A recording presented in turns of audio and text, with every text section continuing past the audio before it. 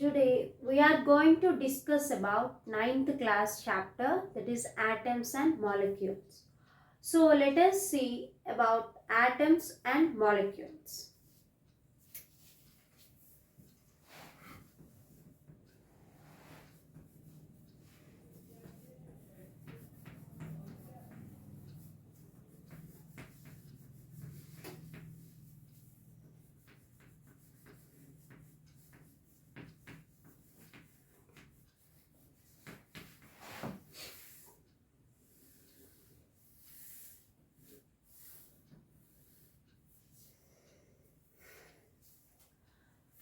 So to understand about atoms and molecules, so let's take some examples.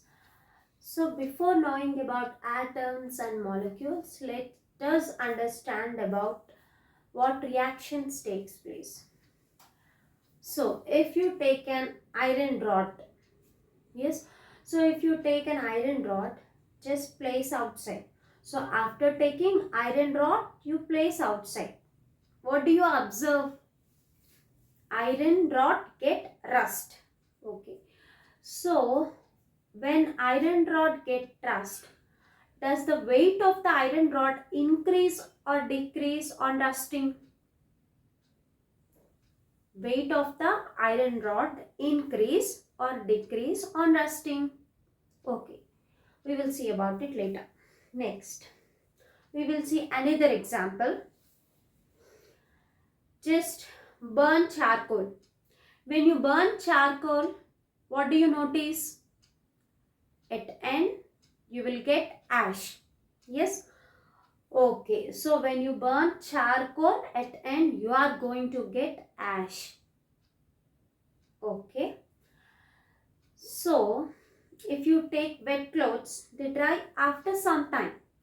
So, where does that water go? In second example, we have taken a matter that is charcoal. When you burn the charcoal, it becomes as ash at the end of the process. So, what you obtain at end? Ash. So, what about that matter charcoal? Where does it go? Okay, we don't know. So next, in third example, we have taken wet clothes, and wet clothes dry after some time. So when they dry after some time, what about the water?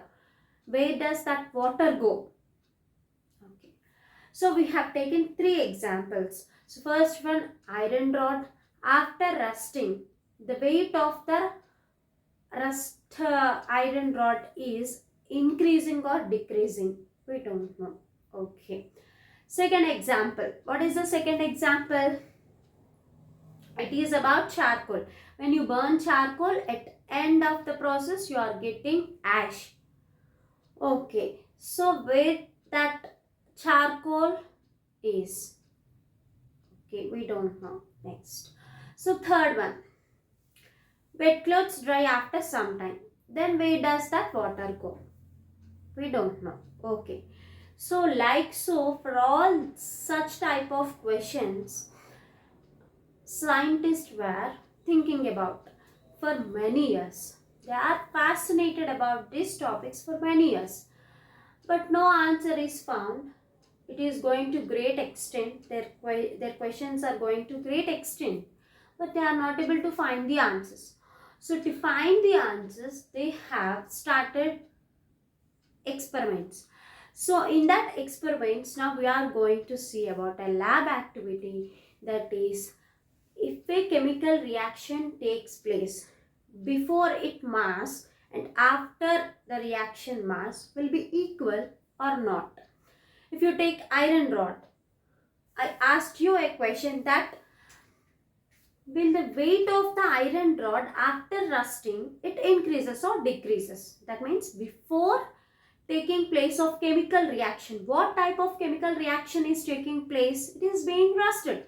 So when it is rusting, so does it weights change or not? I'm asking, will it increases or decreases?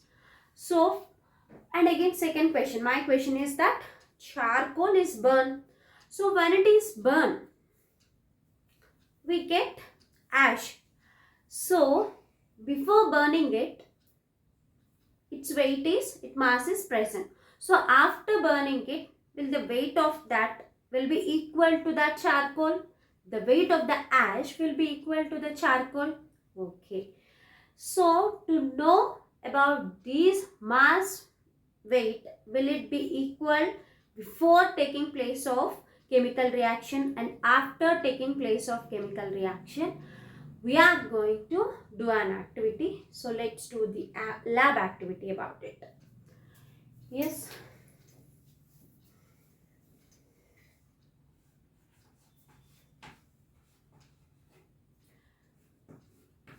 So ninth class,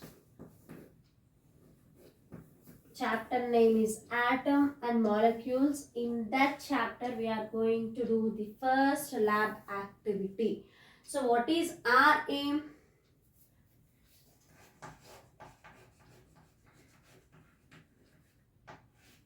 Our aim is to find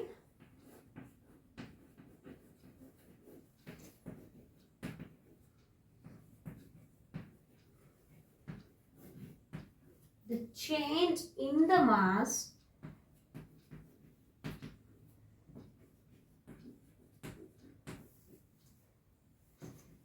before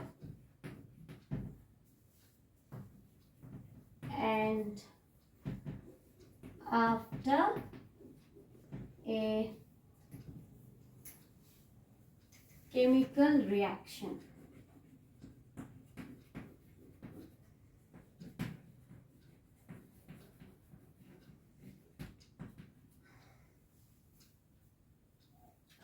When a chemical reaction takes place, before its mass and after the chemical reaction takes place, mass will be equal, or is there any change? So let's find about it. So to do that, we require some materials. So by drawing the diagram, we will see what materials are required for this activity. So first we have to take a retort stand.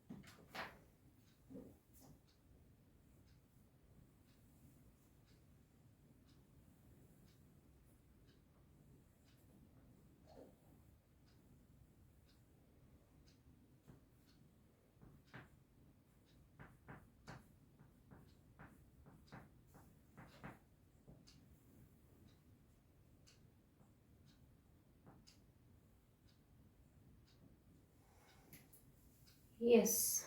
So we have taken another one.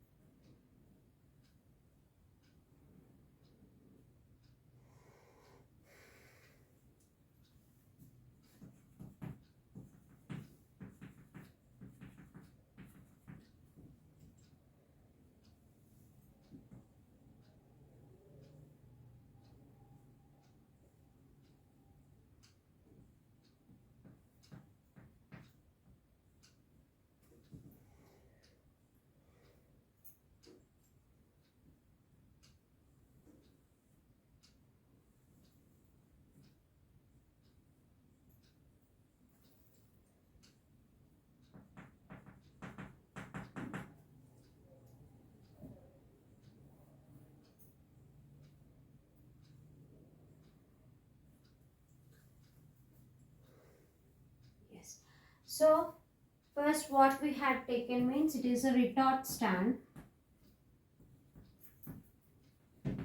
Yes, retort stand. And next we have taken spring balance. Spring balance. Next we have taken conical flask. Conical flask and a test tube. Next we have taken test tube.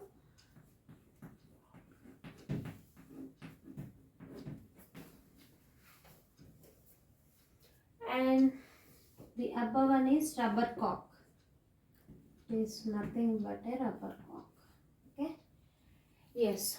So to do this activity, what materials are required means, first we have taken a retort stand and spring balance. Next we have taken a conical flask and test tube. So what is there in conical flask and test tube means, so along with this we also take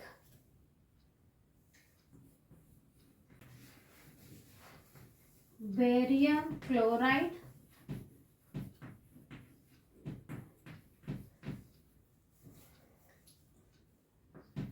sodium sulfate,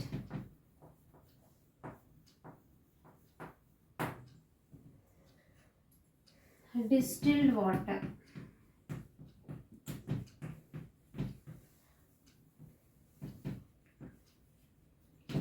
So along with this we are going to take barium chloride, sodium sulfate and distilled water.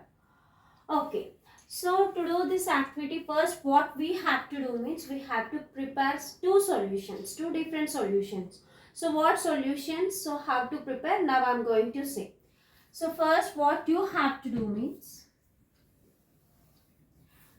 just to prepare sodium sulfate, just take 2 grams of sodium sulfate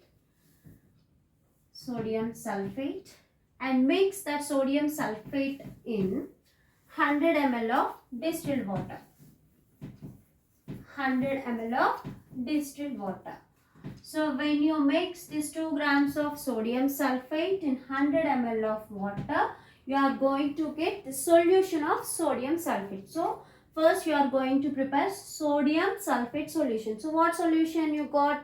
When you take in a conical flask, you have to take, and that is this conical flask. It is having 250 ml of space. So it is 250 ml of space it is having. In this conical flask you have to take, firstly you have to take 100 ml of water.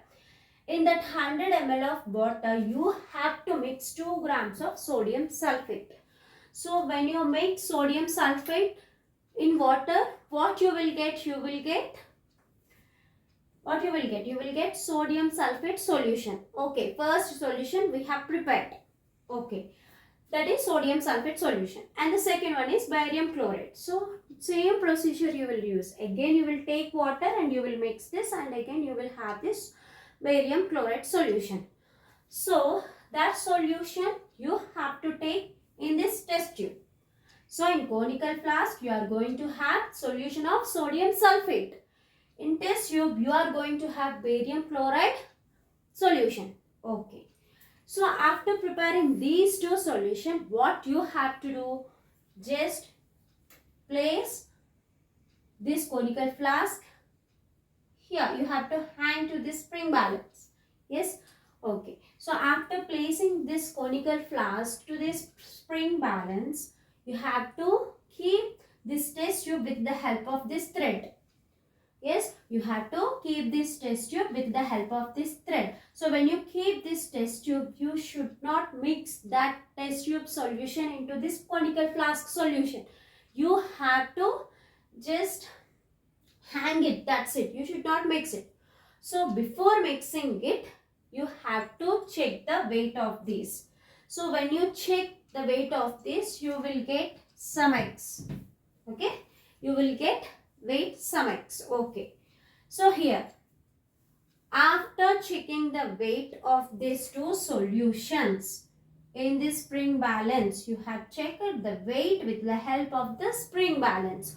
So after checking, what you have to do means you have to mix this solution, this barium chloride which is present in test, you have to mix it in the sodium sulfate solution. So when you mix, you have to keep this rubber cork.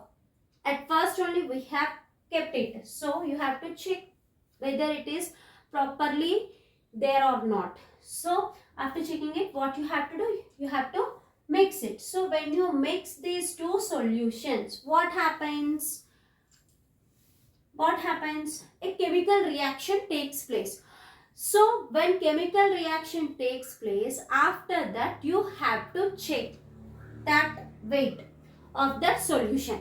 So before mixing, you have checked the weight. So how much you got means some mix you got. So after mixing, that means when chemical reaction takes place, when you mix that two solution, after that again you have to check the weight. So when you check the weight after mixing them, again you got some X. Before mixing, before chemical reaction takes place, you got some X weight, and after mixing, after chemical reaction takes place, you got some X. So if you observe children, what you notice here means before mixing these two solutions, you will be having some X weight, and after mixing these two solutions, you will be having some X. That two values will be equal only. There is no difference in the weight. So if you take any substances, so before participating in chemical reaction, it is having some weight, and after participating in the chemical reaction, it is having same weight. There is no difference. That means here, if you observe, the mass will be equal. That means we can say from this activity, we can conclude that the mass is neither created nor destroyed. The mass is neither created nor destroyed in the chemical reaction. Yes, in the chemical reaction, the mass is neither created nor destroyed. Yes, so by this what we can say, if any substance when you take, it will be having same mass before participating in chemical reaction and after participating in chemical reaction. So by this, what is our aim? To find the mass before and after a chemical reaction. So is there any change in the mass? Yes, is there any change? No, no change taking place here. So before the chemical reaction and after the chemical reaction, the change in the mass is no change in the mass. So what we can say, in chemical reaction, the mass is neither be created nor destroyed. It is our conclusion. So hence we have proved our aim. What is our aim? To find the change in mass. Is there any change, children? No, no change is there. So we can say that the mass is neither created nor destroyed in the chemical reaction. So from this, a scientist also told about law of conservation of mass. So let's see what is law of conservation of mass. So now let's see about law of conservation of mass.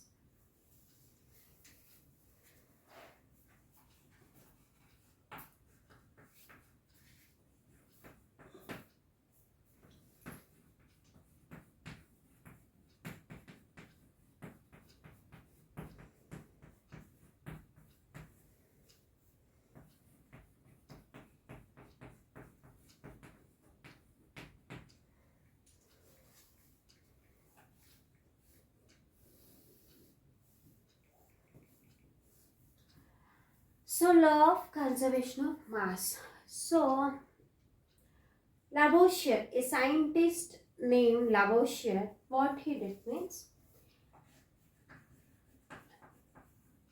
Lavoisier, he did an experiment that first he took a beaker. In that beaker, he placed charcoals.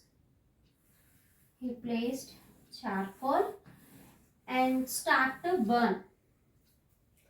Before burning, he kept a lid tightly. Yes, he kept lid tightly. So this Lavoisier scientist, what he did? First he took a beaker. In that beaker he placed charcoal. After placing charcoal, he kept a lid tightly. So after keeping lid tightly, he started to burn it. So before burning this charcoal, what he did means he checked it weight. So when he checked it the weight, he got some white. It got some white. Okay. So after burning, what happens to this charcoal? It becomes as ash. So at end, it is going to become as a ash. Okay. So after becoming as ash, he started to check the weight of the ash. So after checking the weight of ash, he got white. Yes. So before burning the charcoal, it is having the weight some white. And after burning, this charcoal is changed into ash. So that ash weight is also white. Okay. So the main reason here is this lid. So lid is present here. So that's why no substance molecules have gone into the air. So no gas is released into the air. When we burn the charcoal, nothing has gone into air. All that charcoal consistence are present in this beaker only. So that's why when it is changed into the ash, also it is having same weight. So before taking place of chemical reaction and after taking place of chemical reaction, if they both are having same mass, what we can say? We can say that according to Lavoisier, he told that we can say if matter is having same mass when it is participating in chemical reaction also, then a matter is neither created nor destroyed during the chemical reaction. A matter is created nor destroyed during the chemical reaction. That means what? The product which is obtained from the reactants is equal. Simply we can say that the product which is obtained from the reactants means here what is the product obtained here? The product is ash and the reactants are charcoal. Yes. So when this charcoal reactant is worked, then we are going to obtain the product ash. So they are both are equal. So when they both are equal, we can say that the matter is neither created nor destroyed during the chemical reaction. So what is law of conservation of mass means? It is nothing but matter is neither created nor destroyed. Matter is neither created nor destroyed during the chemical reaction. This is all about law of conservation of mass. It is proved by doing this activity by Lavoisier. Lavoisier proved by doing this activity. So next concept is about law of constant proportions. So we are going to see about law of constant proportions.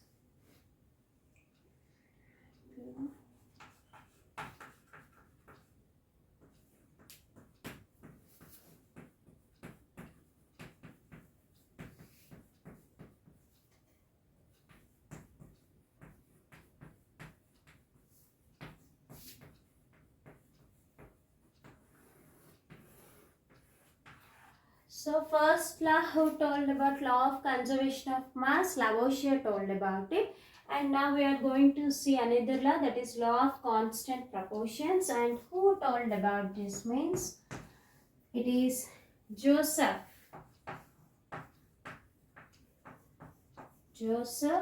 L.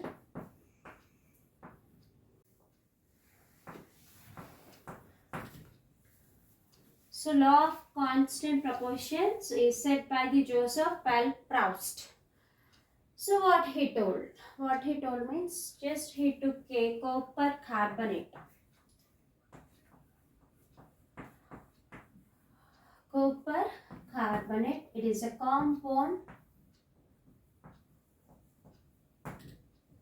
It is a compound. Copper carbonate will be consisting of copper, carbon and oxygen. So what percentage of copper, carbon and oxygen takes place in copper carbonate? We will see now. So first we will see copper. Next carbon. Next oxygen. So first this Joseph L. Proust, what he did means he took this copper carbonate.